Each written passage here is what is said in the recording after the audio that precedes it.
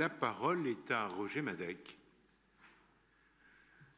Monsieur le maire, mes chers collègues, lors de cette séance, nous aurons l'occasion de voter le nouveau plan climat et le PLU bioclimatique. Ces deux textes portent l'ambition d'un changement de notre rapport à la ville avec une prise en compte plus grande de notre impact sur l'environnement.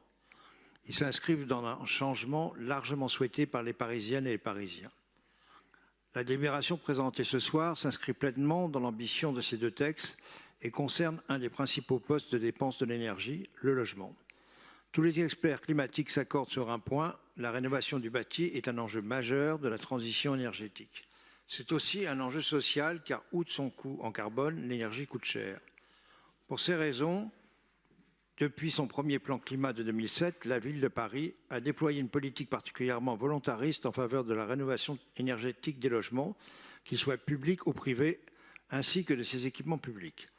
Le parc social d'abord, car ce qui réunit clairement notre majorité est le souci de s'occuper d'abord de celles et ceux qui en ont le plus besoin. À travers son patrimoine social ainsi que celui de ses bailleurs, la ville dispose d'un levier majeur pour mener cette politique. C'est une des conséquences vertueuses de la politique d'investissement pour développer le logement public.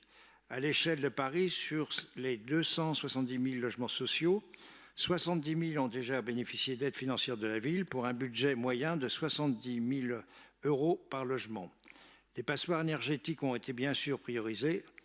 Comme élu d'un arrondissement populaire, je ne peux qu'être fier de porter cette politique. Rien qu'en 19e arrondissement, ce sont plus de 13 300 logements sociaux dont la rénovation a été financée depuis 2009. Ce sont autant de familles qui voient leur facture d'énergie baisser et leur confort d'hiver et d'été nettement s'améliorer. Et nous allons continuer. Le parc privé ensuite, car la transition énergétique, c'est l'affaire de tous. Et ni le froid l'hiver et ni la chaleur l'été ne font de distinction sociale. Au 31 décembre dernier, 746 copropriétés avaient déjà intégré le dispositif Éco-Rénovons Paris, soit plus de 15 000 logements ayant voté des travaux avec un accompagnement de la ville qui subventionne ces travaux en moyenne à plus d'un quart du montant. Ce soutien de la ville ainsi que l'accompagnement qu'elle propose sont des leviers très importants pour des copropriétés qui n'ont souvent pas été confrontées à des travaux d'envergure et qui hésitent beaucoup à s'engager devant les investissements colossaux que cela représente. Et grâce à ce soutien, beaucoup sautent le pas avec une progression spectaculaire, témoignant de l'intérêt grandissant pour le dispositif. Dans tous les arrondissements, le nombre de copropriétés inscrites à Coach Copro a été multiplié par 8 entre 2020 et 2023. Alors nous allons continuer. Les équipements publics enfin, car chaque tonne de carbone supplémentaire évitée est un enjeu pour les générations futures et chaque kilowatt-heure économisé pour les années à venir réduira d'autant la facture publique. Je n'évoquerai que brièvement l'exemple de la reconversion de l'ancien lycée hôtelier Jean Carré en un lieu double, la médiathèque James Baldwin et la maison des réfugiés. Le maire du 19e arrondissement, François Dagneau, en parlera plus longuement demain. C'est un exemple très fort d'une rénovation exemplaire, tant que le chantier que par son utilisation à long terme. Je vous invite donc à prendre connaissance de cette délibération pour mesurer les efforts fournis par la ville.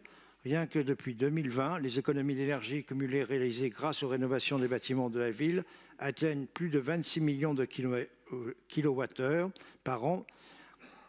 La ville alloue des budgets croissants pour ces projets avec un engagement initial de 14,6 millions d'euros en 2020, atteignant près de 28 millions d'euros en 2024. Les efforts à faire vont devoir continuer, naturellement, mais la majorité sera là pour les conduire et les voter. C'est un enjeu majeur de notre siècle et nous sommes fiers que Paris réponde présent. Et je dirais amicalement à mes collègues de l'opposition, la critique est facile, mais l'action est plus difficile et je crois que la majorité actuelle n'a pas à rougir de son action dans ce domaine.